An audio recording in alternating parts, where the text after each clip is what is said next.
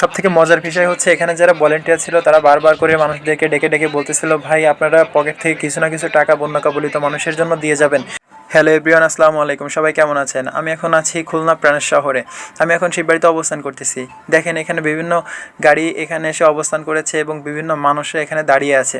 তো এই সন্ধ্যার টাইমে এখানে এত মানুষ দাঁড়িয়ে আছে কেন, আজকে থাকবে বিস্তারিত। তো যাই হোক, আজকে দেখতে পাচ্ছেন এখানে জমকালো একটা আয়োজন করা হয়েছে। আপনাদেরকে একটু পরে সব কিছু ঘুরে ঘুরে দেখাবো।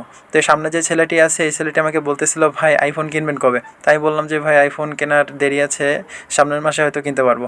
তো যাই হোক, এখন আপনাদেরকে একটু দেখাই উপরের দিকে। উপরের ওয়েদারটা একটু দেখেন, কত সুন্দর একটা ওয়েদার। আমাদের বীর মুগ্ধ মারা যাওয়ার পর আমরা এটাকে বীর মুগ্ধ সড়ক করতে চেয়েছিলাম। তো যাই হোক, আমরা আপনাদেরকে এখন একটু অন্য কিছু দেখাই। তো দেখেন এখানে কিন্তু মানুষ বিভিন্ন দিক থেকে আসা শুরু করে দিয়েছে। তো এত মানুষ কেন আসতেছে সমস্ত বিস্তারিত আপনাদেরকে বলতেছি।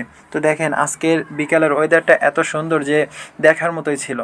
চারিপাশে মানুষ ভিড় করতেছে, গাড়ি ঘোড়া এসে এখানে অবস্থান করতেছে। এখন আপনাদেরকে দেখাই যে ওই যে সামনে যে প্যান্ডেলটা দেখতে পাচ্ছেন, যেখানে সবুজ আলো লাল আলো জ্বলতেছে, ওটা হচ্ছে মূলত প্যান্ডেল। ওখানে আয়োজন করা হয়েছে গণত্রাণ বিতরণ কেন্দ্র। তো ওখানে আজকে বিভিন্ন শিল্পীরা আসবে এবং পারফর্ম করবে। তো কারা কারা আসতেছে বিস্তারিত ভিডিওর ভিতরে বলে দিব। তো আপনাদেরকে একটু ঘোরায় দেখাই ওয়েদারটা কত সুন্দর এখানকার ওয়েদার। তো যাই হোক, বিকেলবেলা চারিপাশে মানুষ এসে প্রচুর ভিড় করতেছে। তো আমাকে বলতেছিল, ভাই কেমন আছেন? আমি বললাম যে ভাই ভালো আছে। তো এভাবে আর কি বিকেলে আমি যখন ভিডিও করতেছিলাম তখন আশপাশে মানুষ আমাদেরকে দেখতেছিল, তো খুব ভালো লাগতেছিল। তো এখন দেখেন আমি আপনাদেরকে মেন ভিউটা আমি আপনাদেরকে দেখানোর চেষ্টা করতেছি। এখানে যে দুইটা হরিণ, এটা কিন্তু নতুনভাবে সাজানো হয়েছে। তো আমি এখন দোকানের দিকে যাচ্ছি আস্তে আস্তে, যে বিভিন্ন মামারা এখানে কিন্তু দোকান নিয়ে বসেছে। তো যাই হোক, আমি সবাইকে দেখতেছিলাম, মানুষ আমাকে হাই হ্যালো বলতেছিল। তো আমি চিন্তা করলাম যে এদের সাথে কথা না বলে আমি আগে ভিডিওটা বানিয়ে নিই। তো দেখতে পাচ্ছেন এখানে সুন্দর একটা মামার দোকান নিয়ে দাঁড়িয়েছে। আমি আপনাদেরকে একটু ছোট করে দেখানোর চেষ্টা করি। এই দোকানটাতে আপনাদের হালিম বিক্রি হচ্ছে। তো যাই হোক, এখানে আবার আকালা আমাকে দেখে খুব মুচকে মুচকে হাসতেছিল। যাই হোক, আমি সামনের দিকে এগোই, আপনাদেরকে আরেকটু দেখাই।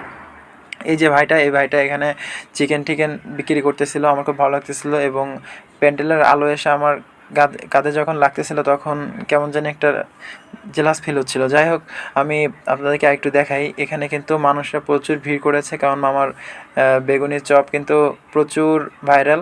তো সেখানে এসে ভিড় করেছে। যাই হোক, আরেকটু সামনের দিকে আপনাদেরকে একটু এগিয়ে এগিয়ে দেখাই।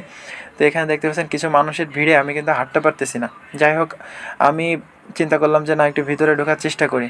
তো এইটা হচ্ছে মেন গেট। তো এখানে সুন্দর একটা সিস্টেম করা হয়েছে, যারা যারা এই কনসার্টের ভিতরে ঢুকবে তাদের সবাইকে কিছু না কিছু টাকা এখানে বন্যা কবলিত মানুষের জন্য দিয়ে যেতে হবে। এবং মানুষ সবাই তাই করতেছিল। দেখেন এখানে কিন্তু মানুষ সিরিয়ালে কত সুন্দর করে দাঁড়িয়ে আছে, এমন পরিবেশ আগে কখনো দেখা যায়নি।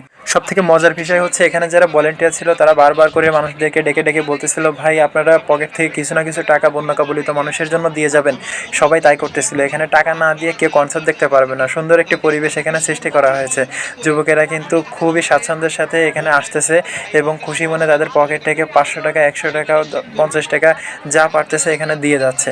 তো এটা কিন্তু খুবই ভালো লাগতেছিল। সবার মুখে হাসি, কেউ রাগ করতেছে না, সবাই হাসি খুশির সাথে এখানে কিন্তু বন্যা কবলিত মানুষের জন্য দান করে যাচ্ছে। তো এখানে আমাদের টার্গেট ছিল হচ্ছে 5 লাখ টাকা বা 6 লাখ টাকা বা 10 লাখ টাকা, যাই উঠুক না কেন আমরা এটা বন্যা কবলিত মানুষের জন্য দান করে দিব। যাই হোক, আলহামদুলিল্লাহ সবাই স্বেচ্ছাসেবী, সবাই শ্রম দিচ্ছে, অনেক দিন ধরে এখানে কাজ করে যাচ্ছে। তো এদের প্রতি আমি কৃতজ্ঞতা জানায় শেষ করতে পারবো না। যাই হোক, আপনারা দেখেন আমি এখন ভিতরে ঢুকবো। তো ভিতরের কি অবস্থা, ভিতরে এত মানুষ দেখে আমি অবাক না হয়ে পারলাম না। এখানে যে মানুষগুলোকে দেখতে পাচ্ছেন সবাই পকেটের টাকা দিয়ে 100 টাকা, 500 টাকা, 10 টাকা যা পারছে দিয়ে এখানে ঢোকার চেষ্টা করছে। তো দেখেন এখানে কিন্তু এই ছেলেটা আমাকে দেখে সে ভাব নেওয়া শুরু করছে এবং ছবি তোলা শুরু করছে। যখন আমি ভিডিও করতেছিলাম তখন ওর ভাবটা বেড়েই গেছে।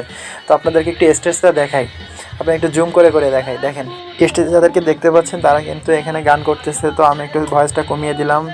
আপনারা দেখেন এখানে একটি মোটামুটি এখানে গান চলতেছে, মানুষ খুবই আনন্দের সাথে সেলফি তুলতেছে, সবাই করতেছে। দেখেন এখানে কিন্তু অনেক মানুষ এসে ভিড় জমাইছে, মোটামুটি মাঠ তো পুরো কাভার হয়ে গেছে। ওই পাশের যে ভিউটা অস্থির লাগতেছিল, আকাশটা একদম নীলে হয়ে আছে তো এটা সন্ধ্যার পরপরই দেখেন, তারপরেও কিন্তু আকাশটা এত সুন্দর ওয়েদার, যেটা সত্যি অনেক সুন্দর লাগতেছিল। কিন্তু মেয়েরা দেখলাম যে মেয়েরা যেভাবে আসছে, তো দেখেন এই যে মেয়েটা, এই কিন্তু আমার ভিডিও করা দেখে মোটামুটি ভাবে ও খালি আমার সামনে দিয়ে ঘুরঘুর করতেছে।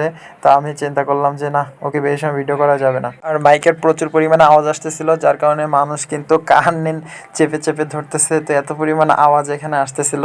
যাই হোক, মানুষ কিন্তু খুব এনজয় করতেছে, খুব ভালো লাগতেছে। খুলনা এমন একটা পরিবেশ সৃষ্টি করার জন্য বৈষম্য ছাত্র আন্দোলনকে ধন্যবাদ জানাই।